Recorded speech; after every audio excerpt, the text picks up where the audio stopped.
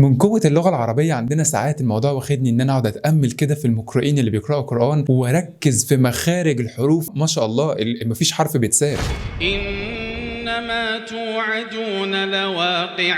إنما توعدون لواقع. لحظة تأمل بقى منك كده وانت هتكتشف ان الانجليزي مش كده خالص. عشان اثبت لك كلامي تعالوا نحاول ننطق الجملة دي او الكلمة دي ونشوف نطقك العربي مؤثر على الانجليزي بنسبة كام في المية. تعالوا نفتح مسجل الصوت ونشوف الرسم البياني للصوت ده عامل ازاي. هتشوفوا سلم موسيقي.